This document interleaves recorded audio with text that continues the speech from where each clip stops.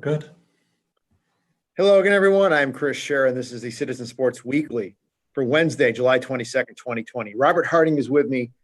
Justin Ritzel is not with us. He's on vacation this week. So, Justin, if you're watching this, which I don't think you are, but if you are, we miss you. We'll see you next week, hopefully. And, well, I won't see you next week because I'll be on vacation. But anyways, we're a duo, not a trio today.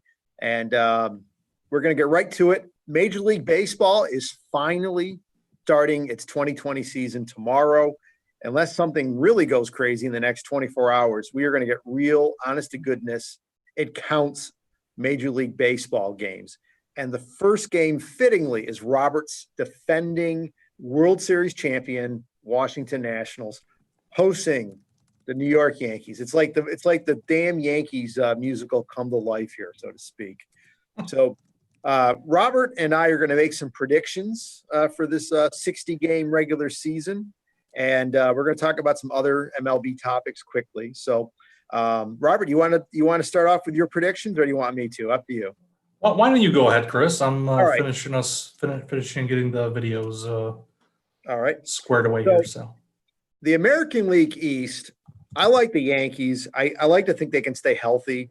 They obviously have Garrett Cole. They have arguably some of the best hitting in the division, if not the entire American League. I like the Yankees to win the East. I don't think it's even going to be close.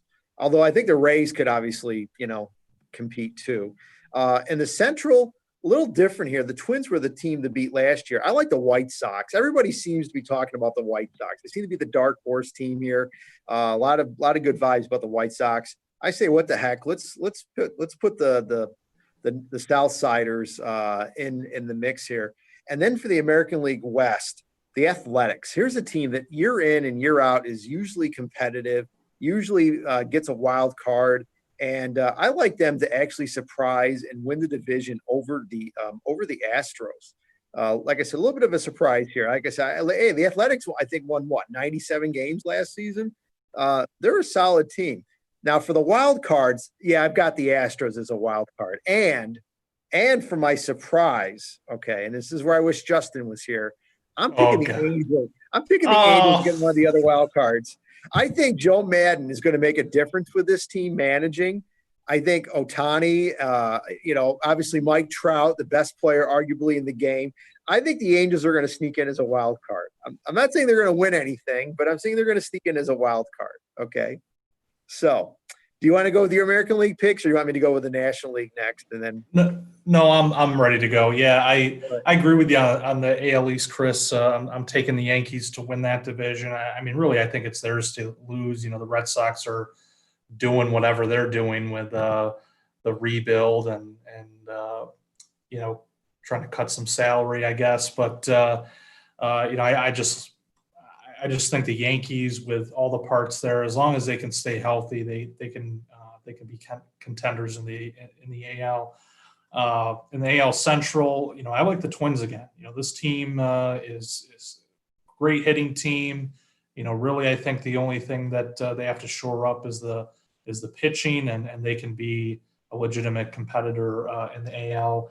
And then, look, I think the Astros, as much as they've been trashed, so shall we say, I think they have enough talent here to still, even without, obviously they lost Garrett Cole to the Yankees. I think Verlander's nursing some injuries here, so that's a whole different situation. But I think at the end of the day, they just have too much talent on that team to really squander that division. In terms of the wild card, I like the Rays out of the AL East, and I too, Chris, I like the Angels. This is Ritz is going to be wondering what we're smoking with him gone. But the thing about the Angels is that first of all, we're talking about a 60-game season. If a team can get hot in 60 games, they're making the playoffs. And look, the Angels, I know that they've taken some criticism in the offseason because they didn't really shore up their pitching staff as much as people thought they needed to. I think it's a little bit better than it was before. Certainly, they'll make progress there. But I mean, they've got some bats, including my boy Anthony Rendon. That signing was huge for them. You have obviously you have Mike Trout on the team and Otani. So that team's got a decent amount of talent there to contend for that wild card spot. I think they're still going to finish behind the Astros in the AL West, but they should have a winning record this year. All right, we'll go on to the National League and the National League East. Obviously, the Nats are the team. I just think that this team, they just started playing up to their capabilities. I mean, everybody always talked about the Nationals were the team that, just couldn't put it together or choked in the playoffs. I think what they did last year basically, gets the monkey off their back, so to speak, in regards to they can win. They know they can win now. They're confident, and I like them to repeat in the division.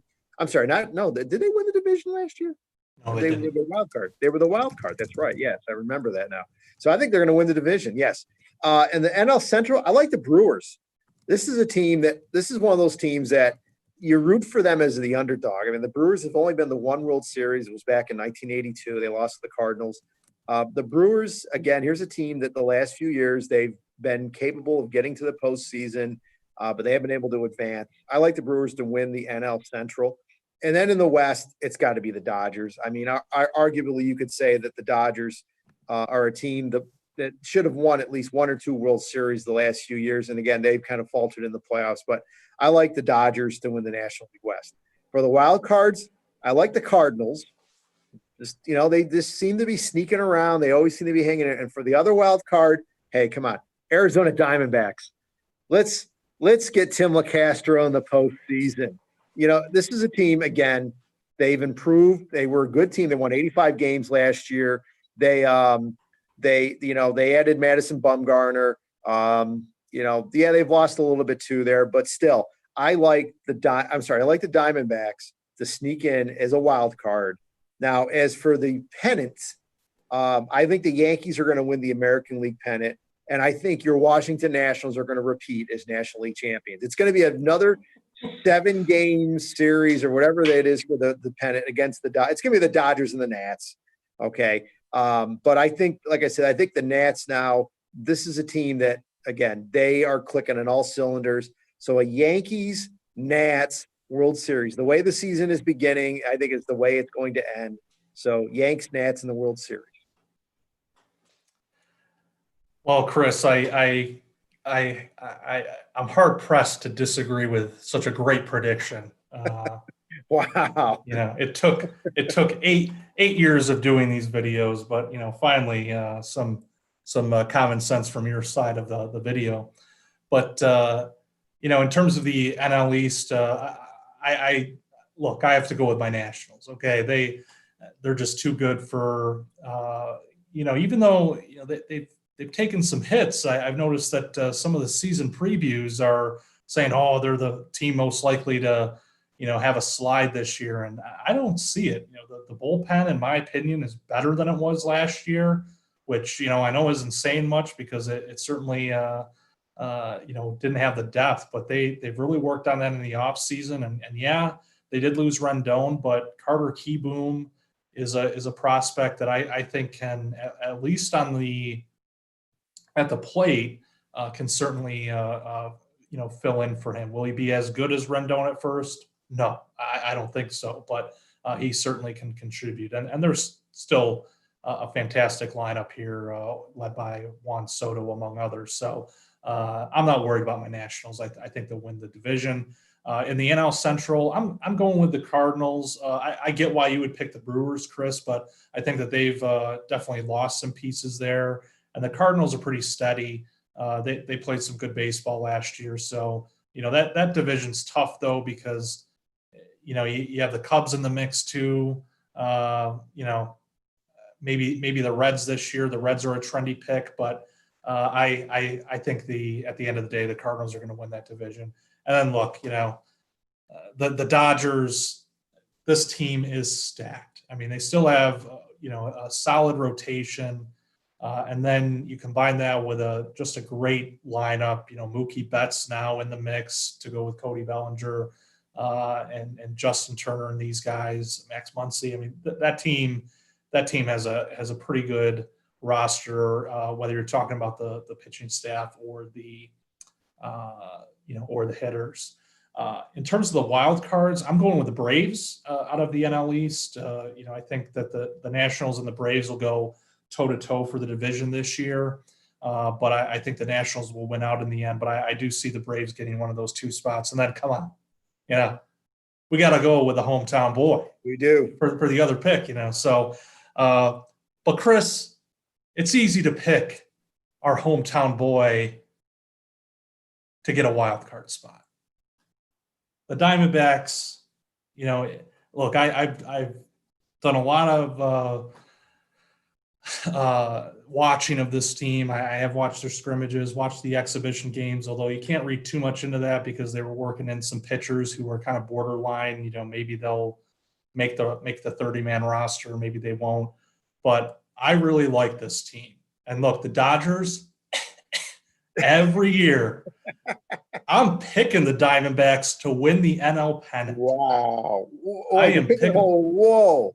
I love this roster. They have Madison Bumgarner as their ace. I think this guy, now that he's got a good lineup behind him, look, he was a waste in San Fran the past few years because they just did not have a good team. I think with a good lineup behind him, that guy's going to have a pretty good year on the mound. You still have Robbie Ray, who's a decent number two for sure. And then, they do have a decent bullpen. I mean, you got Archie Bradley out there. You got some good middle relief guys, long relief guys. I think that the pitching side of it, even though they don't have any of these big stars like the Dodgers do, or even the Nationals for that matter, I think they can get the job done. Now, the question has been, can they get the job done at the plate? And I think that they've really improved their lineup in the offseason. They got Starling Marte, who's going to be their everyday center fielder. I think they traded for Cole Calhoun from Ritz's Angels. And those are two big pickups. So, you add those bats in the mix and that'll help. And they have Ketel Marte still on the team, who I think, is one of the best players in the league. Really, even though he did finish, I think in the top 3 or 4 of the MVP voting, this is a guy that doesn't get enough love.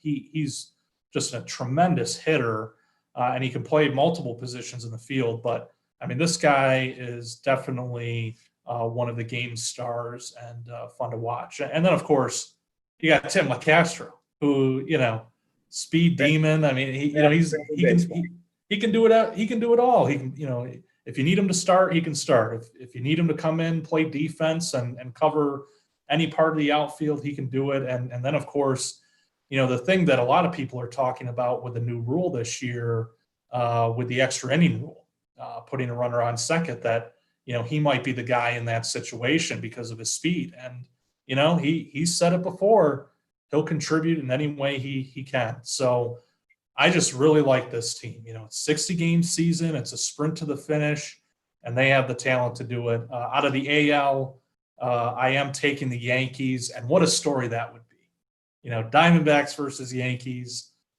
Castro playing his, former favorite team. For 2 months, the Yankee, Yeah. So, I just think that would be a fun matchup. And look, I think, this is where a dose of realism is. The Yankees roster to me is just, that they have a lot. I think it'll go 7. I think the Yankees will win the World Series, but it'll, if that scenario plays out, it'll be cool to see Tim Castro hopefully get some game time in the World Series.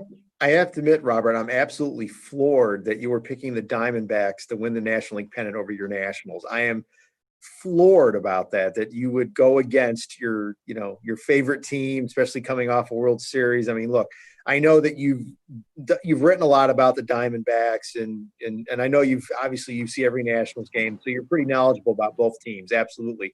But I have to admit, when push comes to shove, the fact that you're actually picking Arizona to beat Washington or to win the pennant over Washington, I have to admit, I'm stunned. Well, Chris, the Nationals already have a ring. I'm quite happy. All right. We'll do a couple other little baseball topics. So I'm going to throw one in here. So I activated my MLB.TV subscription yesterday. So I started watching some of the games last night. And one of the games I was watching was the Angels-Dodgers game. Obviously these are still exhibition games. And this whole idea of putting cutouts in the stands, I'm sorry, it is so lame. I'm looking at these cutouts of people. And I know that Mary Hart, the former Entertainment Tonight host, is a season ticket holder for the Dodgers. I used to watch her, you could see her in behind home plate in the postseason games last year. But there's a cutout of her, there's a cutout of her husband, there's cutouts of other fans. They're on the baselines. It just looks lame. I mean, I can't help it. Now look, I don't blame them for covering the seats up with tarps with advertising. These are economic tough times. If they can make a little extra money selling advertising on tarps covering the seats, that's fine. But these cutouts look so lame and cheesy. And then they have to play fan reactions too over the PA system. That's something that I don't know. I mean, I guess it depends how loud it is. I mean, if it's something that is more background noise, like, chit chat type stuff, maybe if you don't really, maybe it doesn't sound that forced, but like if someone hits a home run and you are playing, Titanic cheers and everything, I think it's not going to sound good. I mean, I kind of like the natural sounds of baseball. And if there happen to be no fans in the stands, so be it. But it's going to be interesting to see how these games actually play out on TV with no fans and this, forced noise, so to speak. Your thoughts, Robert? Yeah, look, I'm not as passionate about the cardboard cutouts as you are. I know that this is a tactic that was borrowed, shall we say, from some of the European soccer leagues that some of those teams embrace this, putting some cardboard cutouts in the seats. And look, it's let's be honest, why did the teams do this? It's a moneymaker. You're having fans pay for it. And, I don't know how teams are handling this necessarily.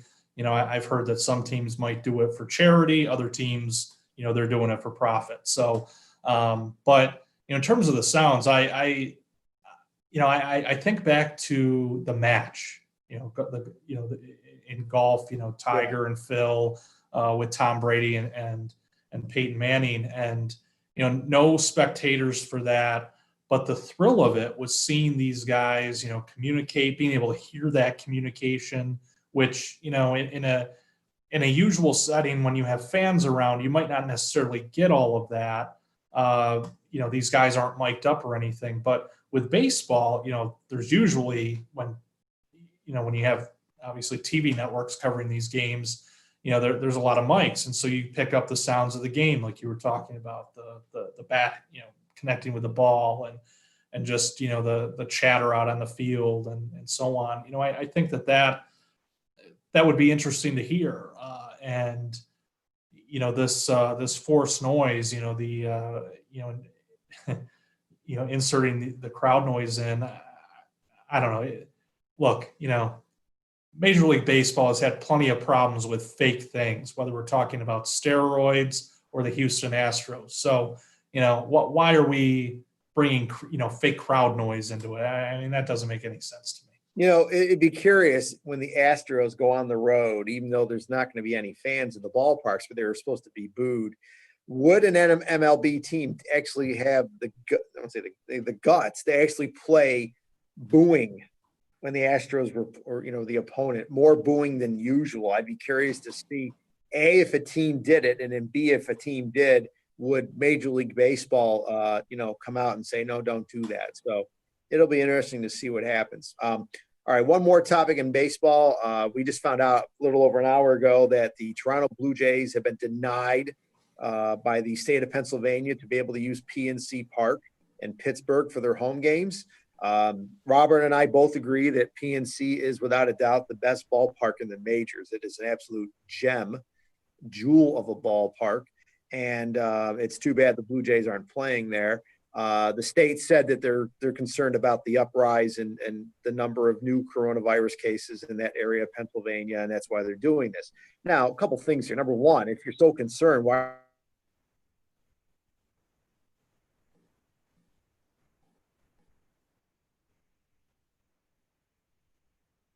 so kicking the Pirates out of their home ballpark? And then the other thing is, where are the Blue Jays going to go now? There was talk that Baltimore is in the mix. They could use their spring training complex in Dunedin, Florida, although they want to stay out of Florida because of the number of cases there. And then Buffalo, Robert's stomping grounds, playing at, is it Salem Stadium there, where the Buffalo Bison play? That's the Blue Jays AAA affiliate. I mean, the thing with the stadium in Buffalo is that, number one, it doesn't have enough lighting to be MLB capable, although I think that's an easy fix. I think they could easily get some temporary lighting. But the biggest thing is the facilities for the players, the clubhouses and the amenities. And I like to think that in a season where you have a pandemic going on and all these changes and everything, that these MLB players could actually work, everything would be okay in a AAA facility. I'm sure there's areas of the ballpark that aren't being used because of no fans that they could adapt and everything.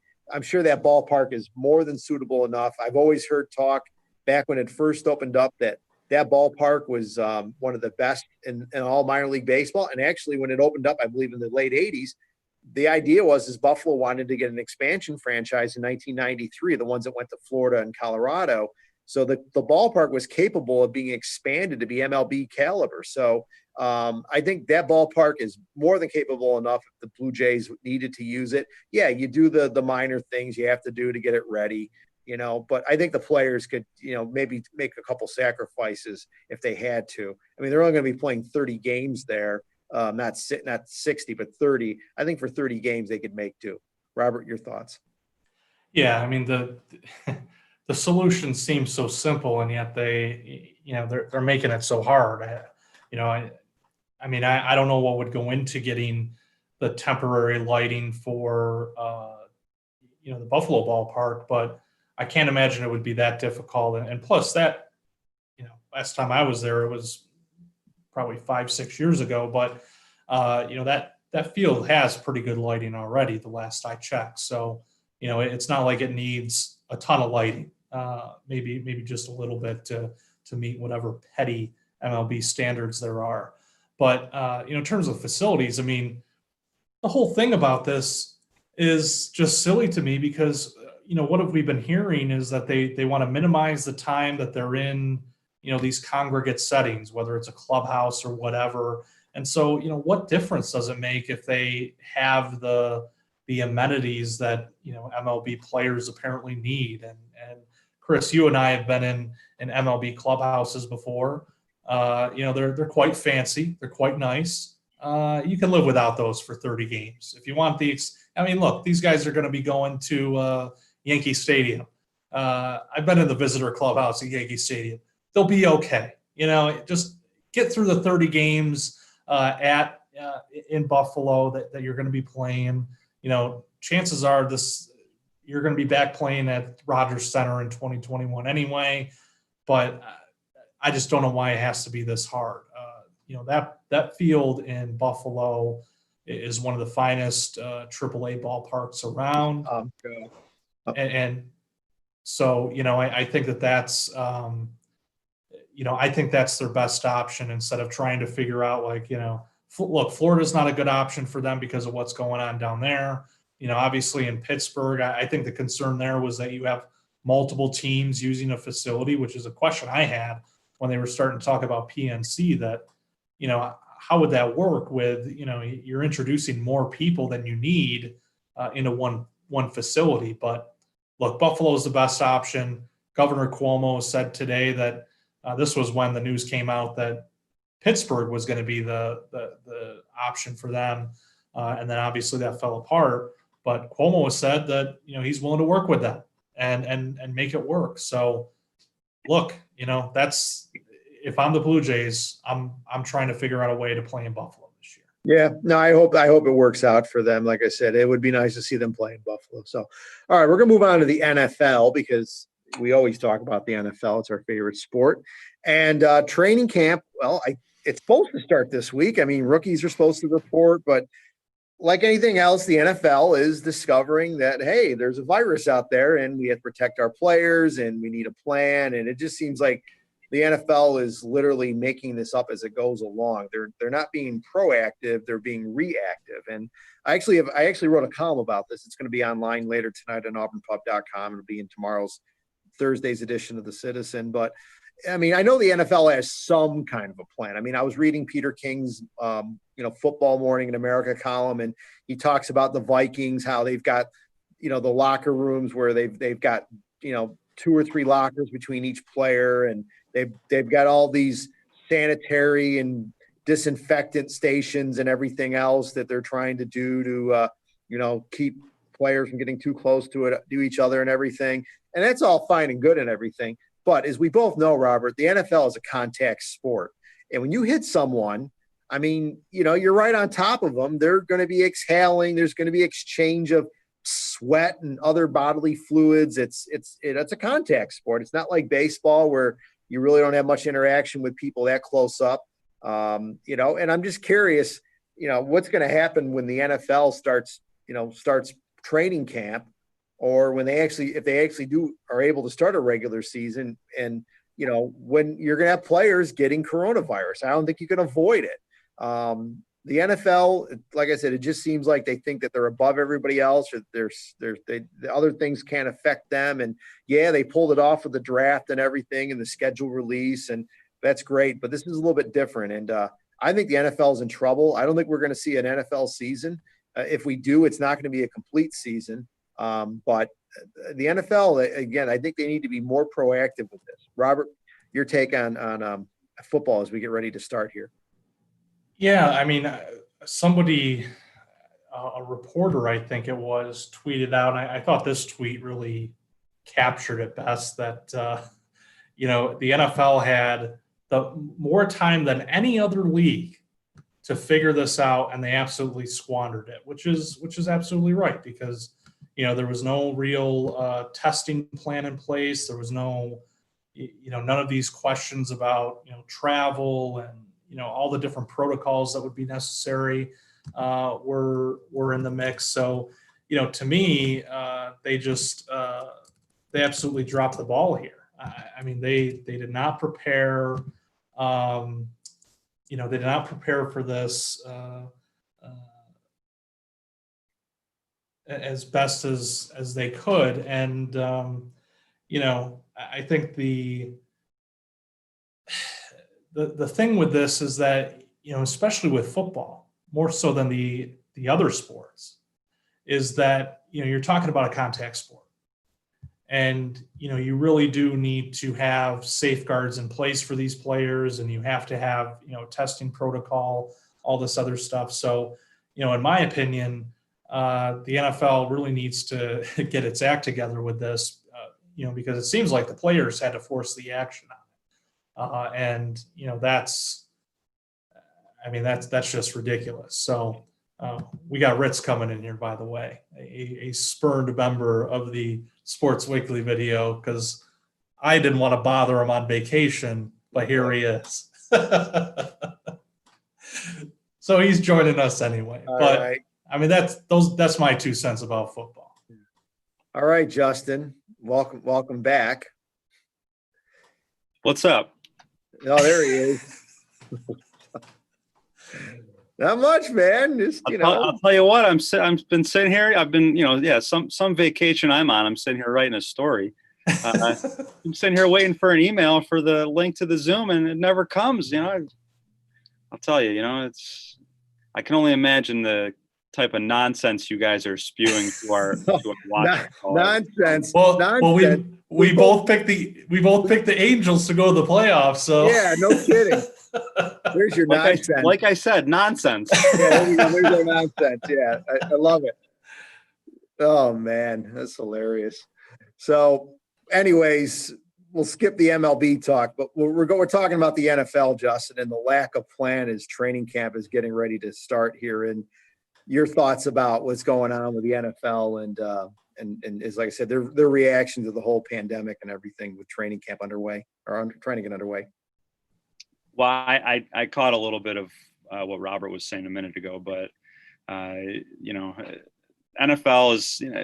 I'm glad to see that looks like they've gotten some testing protocols in, but there's still a lot to figure out. And as I think Robert said, they had so much time to discuss this and get a plan in place, and they didn't. And it just makes you wonder what they've been talking about this whole time. Like, did they just assume that the players weren't going to care about their health and, they could kind of just go forward without, as if things are normal? I don't know. It's the NFL. We shouldn't be surprised. They're going to try and press forward no matter what. But it was nice to see a lot of substantial NFL players over the weekend or over the last couple of days kind of come out and say, you guys need to figure this out. We want to play, but we want to do it safely. And getting those star players on board, having them lead the charge is ultimately what's going to get things done. So there's still a long way to go, but looks like they're heading in the right direction at least. Yeah, I mean, look, testing is very important. Of course, the amount of testing they're going to have to do. I mean, the thing with the NFL is we all know, guys, it's just that you're talking about a 53-man roster, active roster on game days. You're talking about your practice squad. You're talking about support staff. I mean, the amount of people and an equipment staff, the coaches. I mean, how many coaches do these NFL teams have? I mean, 20 coaches, assistant coaches? I mean, the number, and then just the support staff. I mean, it's insane the amount of people you're going to have in close proximity to each other on a daily basis. And you can try to separate them and everything, but it's almost impossible. So I think we're going to have outbreaks with NFL teams. And then what does the NFL do if a team has a number of cases of positive corona with players or coaches? And gosh forbid, an assistant coach, an older assistant coach gets corona and dies or something. It's really scary. I mean, obviously when I say this, I don't mean it seriously, but someone like Andy Reid, Andy Reid is not exactly in the best health. If you look at this guy, okay.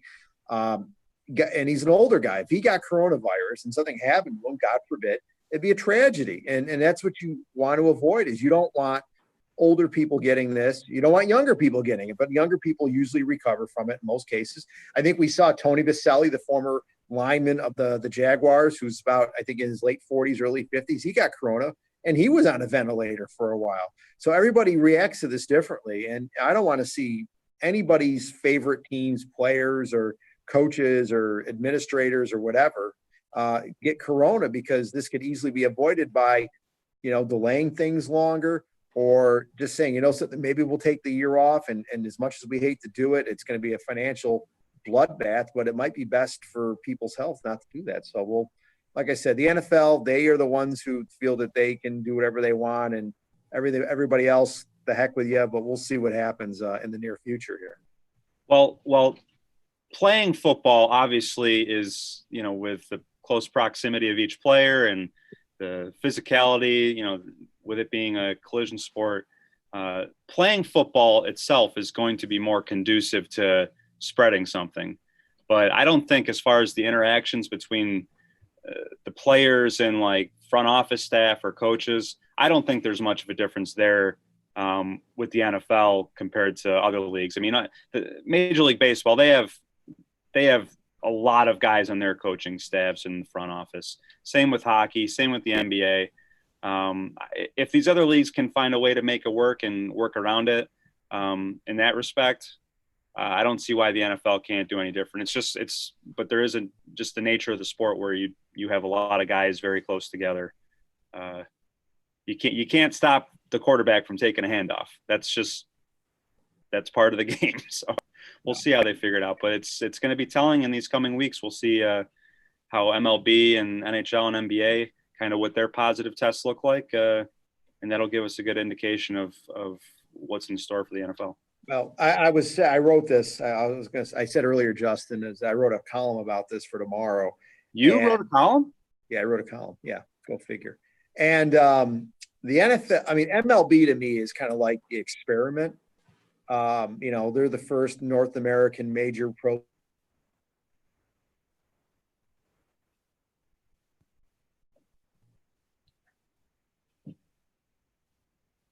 One to see over the next couple of weeks when the season gets going, when you have travel and more interaction.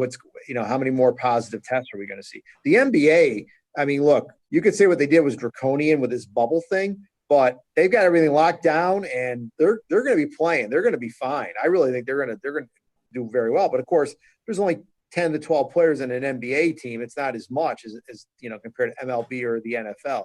The NHL, I mean, you're more of an expert than me, but the fact that they've got everybody in 2 different Canadian cities, I think they're going to be in good shape, that they'll be fine. They'll be able to get their season done. But I think MLB is going to have some issues, but the NFL, I think it's absolutely insane to try to do anything close to what you would call normal in this type of environment. So we'll see. Chris, it's poetic justice, I think, that the moment you started talking about your column, your audio cut out. Oh, sorry. There we go. All right.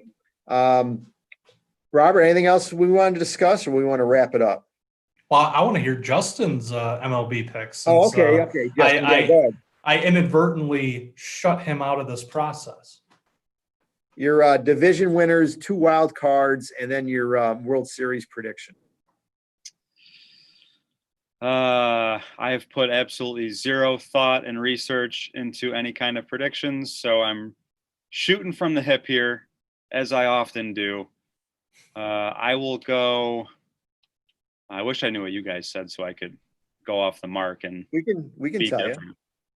You. What do you goons got? All right. Well, I've got the Yankees, White Sox, and Athletics winning divisions. I've got the Astros and Angels wild cards. I got the Yankees winning the pennant. And the National League, I got the Nats, Brewers, and the Dodgers as division winners. I've got the Cardinals and Diamondbacks as wild cards. And I've got the Yankees versus the Nats for the World Series. What do you hear, Robert? I've got Yankees, Twins, Astros as division winners in the AL, and then the Rays and Angels as the wild card teams. And then in the NL, I've got the Nationals, Cardinals, and Dodgers winning those divisions, with the Braves and Diamondbacks as wild cards. And then the World Series matchup, Yankees over the Diamondbacks. You think the Diamondbacks are going to the World Series? Yeah, that was my reaction. They got the talent. They got the talent. You're not even from Auburn. Why are you being a homer for the Auburn native? Come on. They got the talent. The Dodgers, the D-backs got the talent. The guy covers a couple Diamondbacks games and suddenly you think he played for the team. Unbelievable. All right. Well, let me see. Like I said, I'm shooting off from the hip here. I'll go New York Metropolitans will win the NL East, Brewers in the Central, and Dodgers in the NL West. Come on, they're the best team in baseball. Dodgers are going to go all the way. I hate to say it, but come on. AL division winners, I'll take the Boston Red Sox to take the AL. Let's see.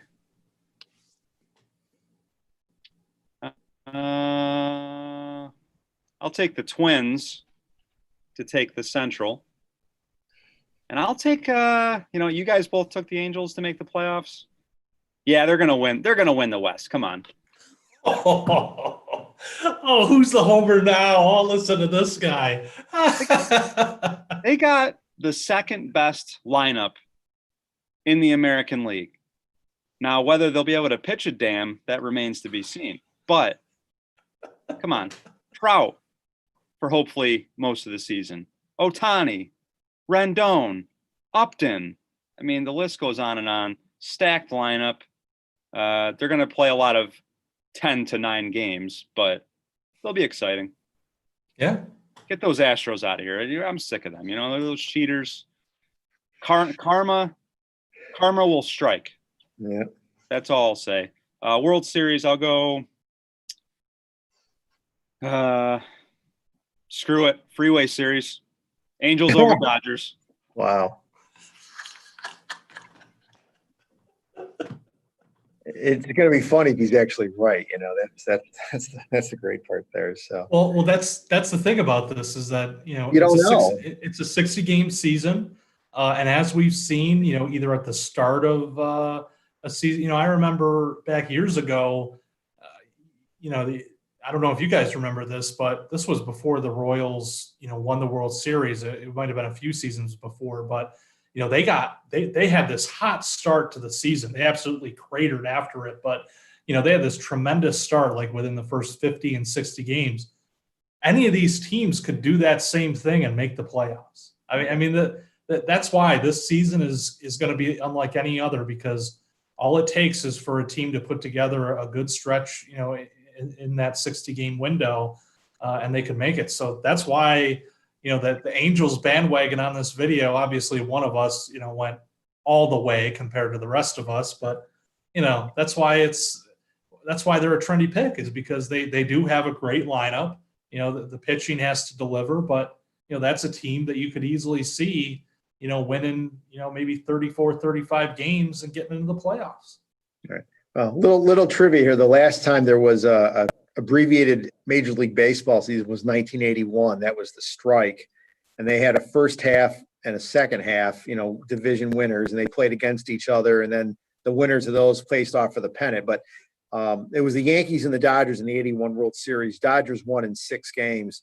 We'll see if history repeats itself, but that's not a bad possibility for this upcoming year. So, all right. Anything else you guys want to add? Or are we going to wrap it up here?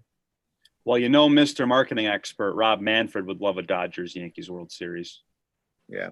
Well, you know, Major League Baseball doesn't deserve a break like that. that piece of metal they could play for. So I would like to publicly apologize to Ritz for shutting him out of the video. I didn't want to bug him on vacation. I mean, look at this guy. It's like business as usual there. He's got his spectacles on. The trampoline is propped up. I mean, it looks like it's a work week there. well, even though I'm on vacation next week, maybe I will pop in and participate, you know. Oh, let's not get crazy now. All right. So All right. hopefully you pop in with better internet connection. Well, I will be on. Well, first of all, I'll have a laptop, not my phone, and I will be using my Wi-Fi. So I Ooh. really, yeah. So I would Tune in next week for the full Shira, ladies. Yeah. Well, I'm using the full shirt. When you're using the phone, I mean, you're in a building, it can be a little dicey at times. So, all right, folks, appreciate you joining us. Enjoy baseball. Watch as many games as you can, and we'll see you next week.